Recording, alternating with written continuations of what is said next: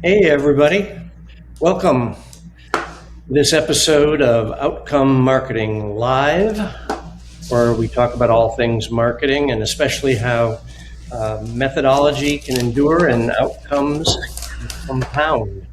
And I'm going to introduce my guest here in just a moment. But before I do, I just want to kind of tee this up and talk a little bit about how when I talk to founders or CEOs of SMBs, I tend to hear a lot of the same problems, and one of them is that in this sort of era of AEO and whatnot, that they're losing deals to competitors that they think are objectively worse than them. Their pipeline is very referral dependent. Their agency's chasing leads, and somehow the other dude always keeps showing up on the short list that they never even knew existed. So today I want to dig into why that happens, and more importantly, what you can do about it, before a buyer ever even raises their hand. So today, I'm pleased to be joined by Dan Smink, who's the founder of Refract ROI. And Dan's got a B2B growth agency based in Denver, Colorado, and he helps his clients grow their business with all manner of marketing, answer engine optimization, SEO, content creation and publication, and on and yada, yada, yada. So today we're going to just interrogate Dan on what is known as the 95-5 frame and why it's critical for CEOs and founders to understand how that impacts the way they go about both demand generation and demand capture. So, hey, Dan, welcome. Hey, Neil. It's nice to be interrogated by you again. Usually I have a martini in front of me when it happens, though. Yeah, exactly. We have had some fun in those interrogations. Do you want to just say a word or two about Dan and or Refract, just so the audience Sure. has a little perspective on sort of who you are and where you're coming from? Yeah. So my name's Dan Smink. I'm the owner, founder, CEO, and president of Refract ROI. We're a digital media and marketing company based in Denver, Colorado. I started the company in 2011 with a friend of mine. Before that, I did about a dozen years as a product manager in medical device manufacturing. So actually, my team helped build one of the 3 COVID tests. So many people in the audience have probably used one of my products. But I shifted from that to building an agency, and it has evolved dramatically over the years. We started out as just doing SEO and paid search, and now we do full funnel marketing, sales enablement, consulting, and even some operational consulting, because we believe, you can't solve a marketing problem in isolation from sales and operations. So that concept we feel is really important to understand at the beginning, because if you can identify those issues and solve them, it only makes your marketing investment more productive. Very cool. Thanks. Thanks for that. Mm-hmm. So Mm-hmm. I want to start with a question, as sort of a reality check, right? Which is, when you tell a CEO Mm-hmm. that 92% of B2B buyers begin their purchasing evaluation with a vendor already in mind, what's their reaction? I mean, do they believe you? I think no, but I think mostly it's because they don't understand the concept. And so I put it in consumer terms to help them understand it. And, because we talked about a consideration set, which is what this is referencing, this reality check. And I say, I use the example of insurance. And I say, you need to buy insurance. Who are the top 3 insurance companies that come to mind if you're going to buy homeowners insurance? And they'll say something like Geico or Progressive or Nationwide, right? And I'll say, okay, how do you know about them? And they'll say, well, I've been watching do you use them? And they're like, no, but I've seen the advertising and, Super Bowls and whatever. And so I know about them. And they may have used one of them. I said, well, what if you were, there was a company called Acme Insurance, for those of you that are Bugs Bunny fans. But you have Acme Insurance, and it has arguably the best product for the best value in the marketplace, but you've never heard of it, right? And you search online, best homeowners insurance policy for my home. right? And you get the three that you mentioned, and then down below that you have Acme. You don't know anything about Acme, right? And it is, for the purpose of this conversation, it is arguably the best product out there at the best value. How likely are you to buy from Acme? And the answer is usually very low. Not saying you wouldn't buy from Acme, but it goes down. Tons of studies have been done by McKinsey and others that show if you're not in the consideration set, you are 1/3 as likely to close than if you were in the consideration set. So that example tends to help them get the framework, because that framework of being in the consideration set and 1/3 is likely to close if you're not is true not only of B2C, but it's true of B2B. It's a truism that runs through marketing. So then they start to understand the importance of being in the consideration set. And then the question becomes, how do you do that? Right. Okay. So then maybe that's a good time for you to educate us and the audience a bit on the 95-5 frame. If you could walk us through that core concept. Sure. If only 5% of your market is actively in a buying mood, what the heck are you supposed to do about the other 95%? Yeah. So, what I tell people, first, the concept of the 95-5 framework was developed by an Australian marketing professor named John Dawes. And it's a brilliantly, elegantly simple concept. And I tell people that I meet that this is the base issue for every business. It doesn't matter if they're B2B, it doesn't matter if they're B2C, it doesn't matter if they're small, it doesn't matter if they're large. It could be any kind of business. And the concept is that you have two groups in your target market. So the people that fit your ICP, 5% of them are ready to buy right now. 95% have a latent need, but are not ready to buy yet. So the example would be, you walk into a room, Neil, you and I walk into a room of 100 people, right? And you and I sell cars. You sell Mercedes and I sell Honda. And we go in and we say, how many of you are looking to buy a car, right? 5 people, 10 people maybe will looking to buy a car in the next 30, 60, 90 days. 5 or 10 people are going to raise their hand. We're not going to quibble about the exact percentages, but it's a small number, right? The other 90 to 95% of the people in the room have a need for transportation. Are they going to buy a car? 99 of them will, right? I have a son that lives in Chicago who does not have a car. He is a huge outlier, but most people are going to be in the market at some point to buy a car, right? So then the question becomes, how do you market to the 5 to 10 people that are looking to buy right now? And then how do you market to the other 95? And so that becomes the operative question. For the 95 in the room that are not ready to buy yet, you have to make them aware of your product. You have to educate them about their buying decisions such that they trust you and you differentiate yourself from the competition. So in the case of, and I always tell people, I'm like, good marketing will drive away the people you don't want and will attract the people that you do want.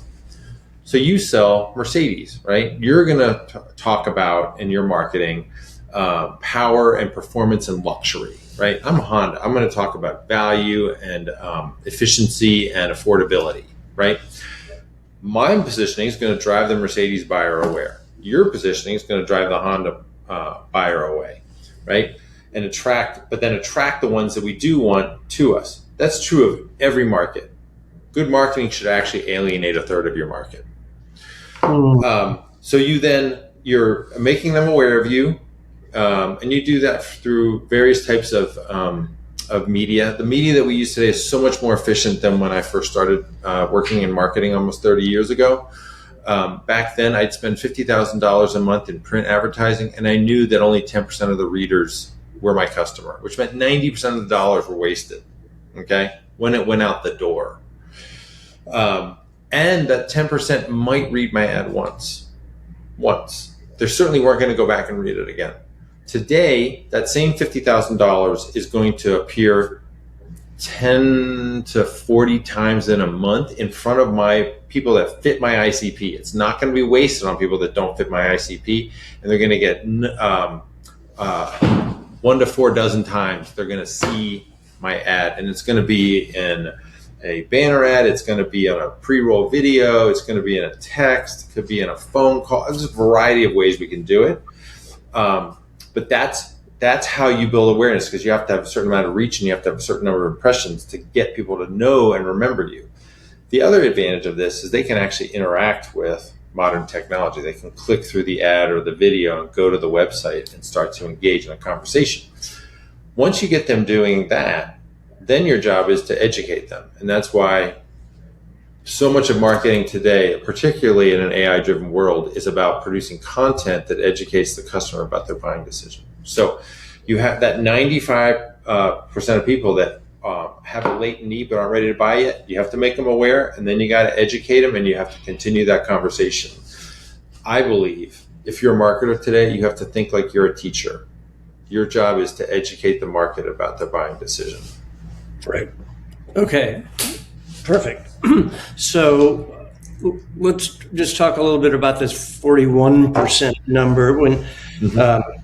When you and my co-founder of Outcome Marketing, Angus Robertson, and I were in the virtual green room before this thing started, we were talking about your sort of purpose-built or proprietary, methodology, if you will, right? And because this 41% stat, almost half of the buyers have a single preferred vendor before any RFP or any purchasing process starts. Yeah. We're trying to figure out, so how do brands end up on that list, and what did they do in the 95% phase that sort of got them there? So you were talking about your circle, and maybe you could explain that to the audience, because I think it's great to be in the 41%. It's really bad if you're not. How do you get to be the preferred vendor? How do you get to be what we would consider the thought leader in the market is, to me, the sort of question at hand here, right? Would you agree? Yep, absolutely. So you can educate and make people aware of you, but how do you position yourself as the leader in your market? We operate in B2B spaces, and honestly, it's easier in that space because most people aren't doing it. But the way we would do it would work in a B2C space, in a more competitive space. It just takes longer and much more investment. So the way that we do this, first thing is, as I said, using programmatic media to drive awareness. A certain amount of your spend has to be devoted to that, because if they don't know who you are, they're not even going to know enough to read you. They're not going to find your content, or it's going to be harder to find your content. But then once you get them to come see your content, you have to educate them about the buying decision. And this takes time. It can be 12 months, 24 months, or longer. And the way that we do it is, it starts with the value proposition of our client in the center, right? What is it that they do for their customers? And then around that, we look at the 3 or 4 main problems that they solve for customers. So just using us as an example, we make marketing drive revenue. That's our value proposition. Why do people buy from us? Because we make marketing drive revenue. Okay. Everybody should, if they want to figure out their value proposition, you have to just ask yourself, why do people buy from you? And you got to answer it in one sentence. That's your value proposition. Okay. Then the question is, what problems does that solve for your clients? So in our case, we solve really 3 problems for our clients. Not enough leads, can't get found online, unpredictable revenue, right? Those are the 3 issues that we solve for our clients. The way we solve them, for can't get enough leads, it's capturing active demand. It's that 5% at the bottom that we call active demand. For can't get found online, it's activating latent demand. So we're marketing to the 95% there. And then unpredictable revenue, all the campaigns that we do when they work together create predictable lead gen and predictable revenue streams. So then within each of those solutions, you have certain tactics, right? So in the case of capturing active demand, our tactics are SEO and AEO types of content work that's going to drive people to convert at the bottom of the funnel, Google Ads or other types of paid search, content development, and sales enablement or sales outreach, okay? Those 4 things drive conversions in the 30, 60, 90 day time frame for our new clients, and are capturing that 5%. The same goes for our, activate latent demand solution. We have tactics for that, and for predictable revenue, we have other solutions for that. We take that array of problems, solutions, and tactics, and we ask 10 to 20 questions about each one of them.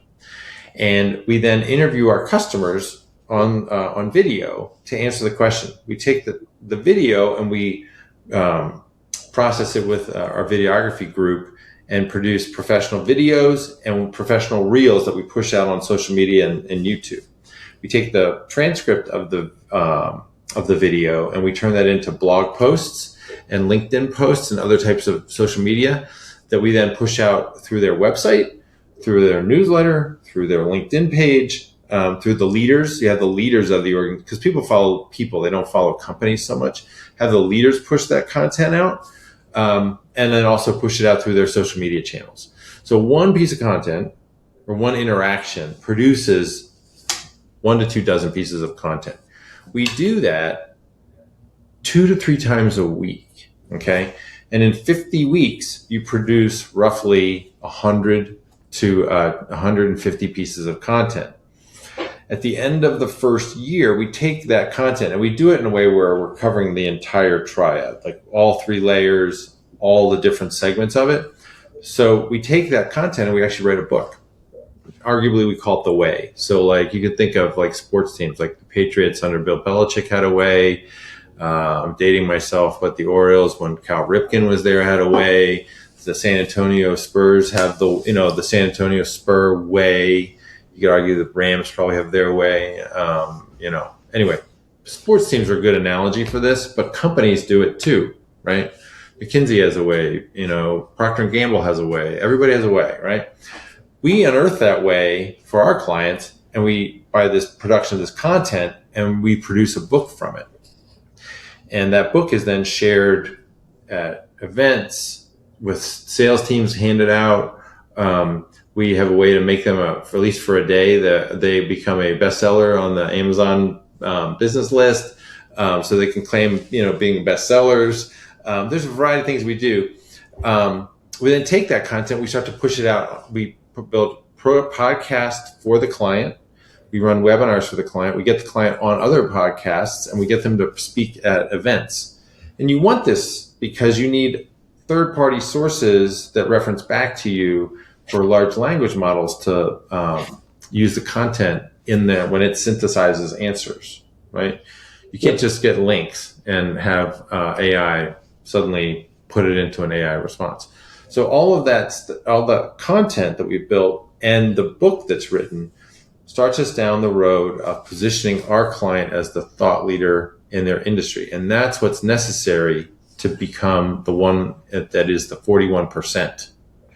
And it's not a small lift, but it's very doable, and there's a very clear methodology to do it. Got it. So you're almost answering my next question, which is the CEO. I'm reading your mind. Yeah, I guess so. Yeah, like I shared the questions with you in advance.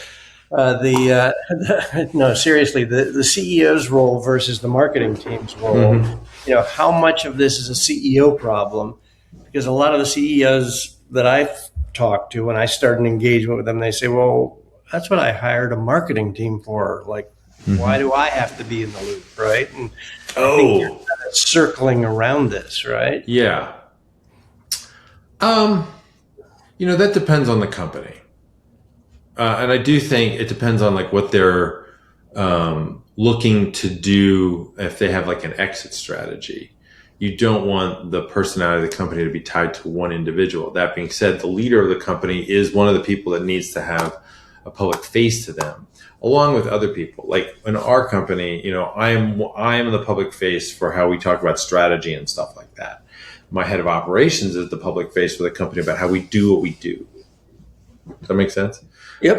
And so all of the leadership team has a role in being a public face for the company. It's kind of, honestly, it's for a lot of people, I'm sure, who don't want to be present on social media, don't want to do that kind of stuff. It's, they either have to kind of accept it and adapt, or they have to find somebody else in the leadership team who's willing to take that role on. but it's important because, like I said before, people don't necessarily follow companies; they follow individuals, Right. and so you need to get out there and talk about this stuff. So, Okay, so then for a CEO who's watching this, podcast right now, what, they know their pipeline is very referral dependent. They're losing deals. They consider inferior. They don't know where to start. What's their first move? What would you tell them? Like, okay, they're tired of the referral ceiling. They're tired of losing business to competitors that are not as good as they are. Where should they start? Yeah. So one, what you're talking about is such a common tale that we see, particularly in manufacturing and other B2B spaces where, they had a good product or an idea. They might have had a great salesperson, or that owner or CEO had a really good network. And so they built a business on it. We have a client right now, $125 million client, been around 75 years, five clients make up to 80%. And they sold those clients a long time ago. And they are capped. They're not going to get, they're going to get marginally more revenue out of those 5 clients, right? They want to go from 125 to 200 million, right? So they got to find other places to get business. This story is repeated time and time again. And it comes back to the idea that, I forget the book that has it, but what got you here isn't going to get you there, right? And so, and this is true of so many businesses where, like the issues that you had to solve, first set of issues that you had to solve got you to like 3 million. Then the next set of issues got you to like 5 to 7. Then the next set of issues got you to like 15 to 20. And that just, Right. Each time you're expanding, right, you're solving a new set of issues that if you don't solve them, you're not going to go past them. This issue of sort of like what got me here from a new business standpoint isn't going to scale. And so we have to figure out a way to help them create predictable, scalable opportunities that are going to allow them to grow and reach the goal that they have. And I would tell you that the solution is not just in marketing. The solution is also in sales. The solution is also in operations. Okay. And there's also finance is a hindrance to all of these. Okay. Marketing, you have to figure out how to get steady new business opportunities to come into the funnel, right? And it cannot be dependent on the CEO or a salesperson's ability to go out and network. A lot of companies that we run into, they'll spend 11% on sales and marketing, 10% on sales, and 1% on marketing. And the sales team, what's that? If that, yeah. the big spender might spend 1%. But I would argue they're actually probably spending half or more of the sales budget on marketing, because those salespeople are spending 50 to 70% of their time doing cold outreach, networking, LinkedIn, email, phone calls, right? All sorts of different types of prospecting to generate a prospect. Okay. They're not spending much of their time doing discovery and closing. All right. Yeah. And that role, it's not to say that salespeople shouldn't spend any time doing that, but I would say no more than maybe 10. You want to minimize the amount of time they're doing that. You want to minimize the amount of time they're doing admin stuff, so you can maximize discovery and closing. That's how you get efficiency in your sales force, right? Yeah. So what do? You have to shift that to marketing, and you have to get marketing to be able to generate those MQLs that sales then qualifies and closes, right? So the first solution, you have to take some activities in sales or in marketing that are going to create predictable, scalable lead gen. Then you're going to have to fix the sales systems around both the sales team and the sales process so that they're actually good at discovery and closing. You don't want lead gen SDR type of people. You want discovery. You want hunters. You want closers, right? And then you also have to make sure that the sales systems are capturing the right data and reporting it accurately and connecting it to marketing's data to understand what kind of return on investment and what are your most optimal campaigns. So you have to do a certain amount of assessment of the sales team. But then at the end of the chain, what we call the growth chain, you have operations where, let's say marketing does a great job, generates really good leads. Sales does a great job, closes deals, okay? Hands up to operations, and operations is not high quality. They don't do a really good job taking care of the customer, right? Or making the product or the service, and they drop the ball. So you're going to lose business there. So you have to make sure that operations can take on, either from a capacity or quality or output standpoint, what sales and marketing are putting together in front of them. So, like I said before, you can't solve the marketing problem in isolation from sales and operations. So we would tell people you got to take a look at all of those, see what the issues are that are in the way, and then address them so that your marketing investment is optimized.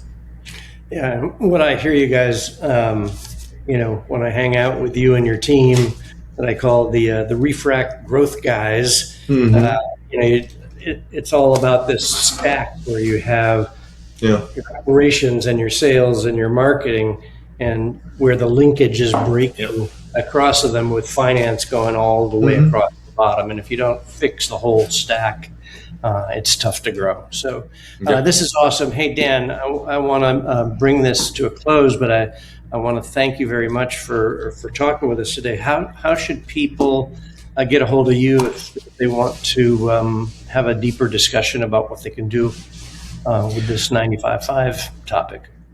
Well, first, I want to say thanks. I mean, it's always a pleasure to chat. I mean, you and I could talk about marketing till the cows come home. And we do. And we do. And they're always, we don't always agree. But they're always great conversations. So thanks for inviting me to do this. It's been a real pleasure. And congratulations on Outcome Marketing. I think it's such a great step forward and stuff you're doing. And, honestly, like watching you take on this new challenge at this point in your career, I'm always like, I just admire people that, like you that do this kind of stuff. So kudos to you. Thank you. But, if people want to get in touch with me, you have my name. You can find me on LinkedIn. You can book an appointment with me through my LinkedIn profile. Happy to talk through whatever the challenges are that you have. If we can help, I'll either introduce you to people that, that can help you with that. If it's something that we can help you with, happy to talk about that. To me, at the end of the day, I just want to get people going in the right direction, get the resources that they need, and some of them will be fits for each other, and we can work together. So awesome. Well, I want to thank you again, and for the audience, Dan mentioned mentioned Outcome Marketing. I want to remind people that we have a marketplace with more than 40 outcome marketing practitioners who all believe in the notion that marketing is not just some cool creative stuff, but there's a methodology behind it and a set of systems and process that help you achieve the outcomes you're looking for.